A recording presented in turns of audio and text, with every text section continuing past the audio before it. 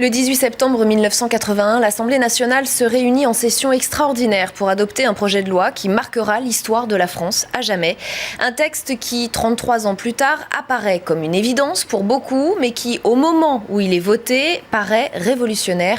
Je veux parler de l'abolition de la peine de mort. L'homme qui est avec nous aujourd'hui est directement associé à cette réforme, puisqu'il en est l'instigateur et l'ardent défenseur. C'est Robert Badinter, ancien garde des Sceaux. Bonjour et merci vraiment d'avoir accepté mon invitation. On retient la date du 18 septembre 1981, mais le processus législatif est loin d'être terminé à ce moment-là. On va revenir sur le contexte dans lequel ce texte est voté. Il faut savoir que 2/3 des Français sont contre l'abolition de la peine de mort. Oui, ils sont pour la peine de mort qui existait à l'époque. C'est un fait de tiers à tiers pour que l'Assemblée et les parlementaires le sachent bien. Un grand journal de l'opposition, bandeau sur 5 colonnes à la une, le sondage en question, 63% pour la peine de mort, 32%, etc. Voilà, c'est 2/3, 1/3, exactement. Et il faut savoir... Et c'était déployé sur tous les pupitres. Et peu de Français le savent aujourd'hui, mais les condamnations à mort se poursuivent en France. C'est pas du tout quelque chose de virtuel, et ce, jusqu'à l'adoption définitive du texte. Oui, absolument. Il y a une espèce d'attachement singulier, mais dans la dernière année, c'est-à-dire l'année judiciaire qui commence septembre et s'achève en juin, donc de septembre 80 à fin juin 81, il y a eu 9 condamnations à mort prononcées par des jurys. 9. Et après l'élection de François Mitterrand, dont on connaît la célèbre et courageuse déclaration « Je suis contre la peine de mort », donc après son élection, 3 condamnations à mort encore. Donc c'est loin d'être virtuel. Comment expliquer que le texte soit approuvé à une large majorité à l'Assemblée, alors qu'a priori, les Français, tels qu'on peut le voir dans les enquêtes, ne sont pas tout à fait en phase avec les élus? Mais il faut oublier la République des sondages. Les choses se passent tout à fait différemment. On dit, peine de mort, de avoir consultation publique, référendum. Je le dis constitutionnellement, impossible.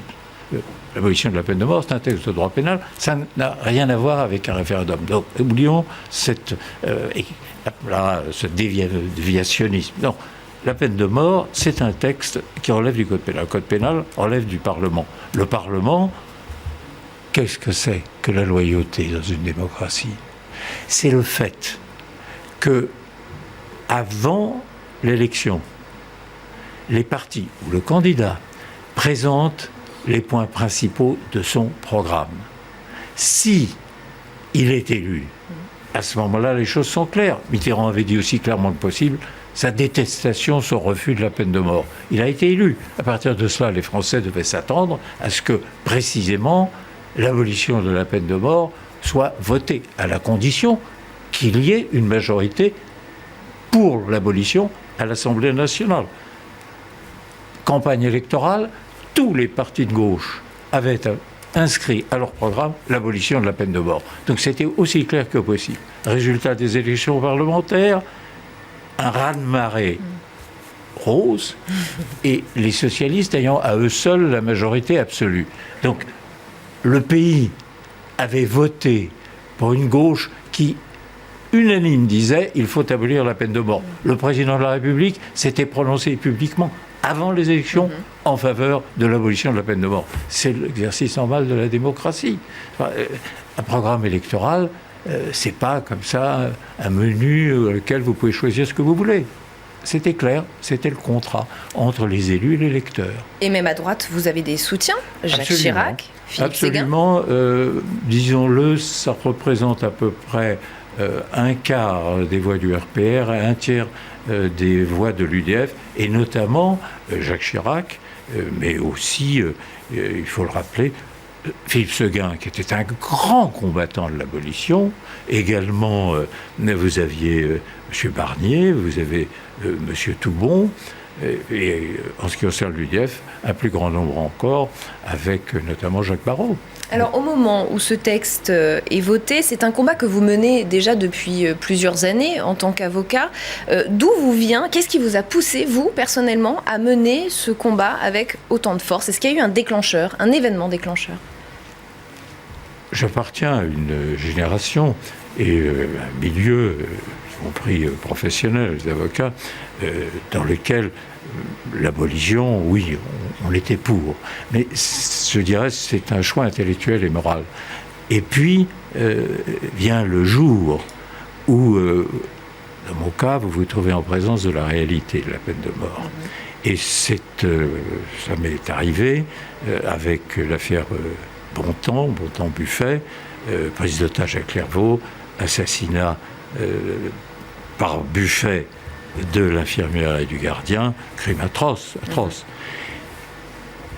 Nous sommes avec Philippe Lemaire tous les deux arrivés à prouver, je dis bien prouver, qu'il était impossible que Bontemps ait tué l'infirmière comme l'accusation le disait. Impossible.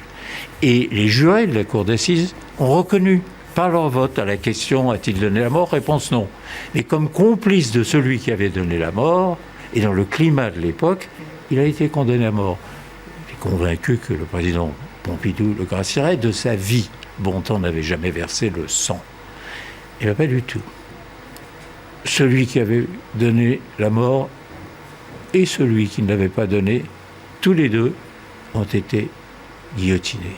Et par conséquent, quand je suis sorti de la cour de la santé cette nuit-là, cette aube-là, je me suis juré, que jamais plus de ma vie, je ne laisserai passer sans la combattre une justice qui tue. Et qu'à chaque fois qu'on me le demanderait, qu'à chaque fois qu'un accusé viendrait me dire « je vous demande de me défendre », quelle que soit l'horreur du crime, je le ferai. Parce que la peine de mort, je savais ce qu'elle était et je refusais cette justice qui tue.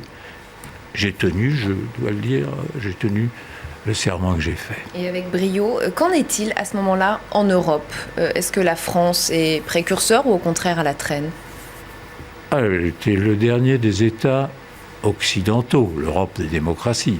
Je ne parle pas de ce qu'était à ce moment-là, évidemment, l'Europe de l'Est et les démocraties populaires. Toute dictature a la peine de mort. Mais toutes les démocraties européennes, sauf nous, avaient supprimé la peine de mort. Nous étions les derniers de l'Europe occidentale. C'est pourquoi je disais, mais ce n'est pas une mesure avant-gardiste que nous demandons. C'est simplement rejoindre tous les autres États démocratiques de l'Europe. Monsieur Badinter, la peine de mort existe encore dans le monde aujourd'hui. Êtes-vous optimiste pour l'avenir? Mais comment nous allons, mais beaucoup plus vite que je ne l'aurais espéré, vers l'abolition universelle de la peine de mort. Il faut bien mesurer, le soir de l'abolition en France, nous étions le 35e État dans le monde à abolir la peine de mort. Aujourd'hui, vous avez 198 États aux Nations Unies, 150 sur 198 sont abolitionnistes en droit ou en fait. Le mouvement n'a pas cessé de progresser. Et j'ajoute que vous n'avez pas de retour en arrière, simplement parce que, comme je le disais, on s'est aperçu, on constate à chaque fois qu'avec ou sans peine de mort, le crime sanglant suit sa voie, la peine de mort ne fait qu'ajouter de l'horreur à l'horreur. Voilà. Mais la marche vers l'abolition universelle, elle est pour moi certaine, inévitable. Je suis trop vieux, moi, je ne la verrai pas ce jour-là. Mais je suis convaincu que vous la verrez beaucoup plus tôt qu'on ne le croit. Robert Badinter, si je vous demande en quelques mots de terminer cette phrase, le 18 septembre 1981, c'est le jour où? Que me répondez-vous? C'est le jour où l'Assemblée nationale a supprimé la peine de mort en France. Merci, Monsieur Badinter, d'avoir été mon invité dans le jour où. Merci, vraiment. L'information continue sur LCI.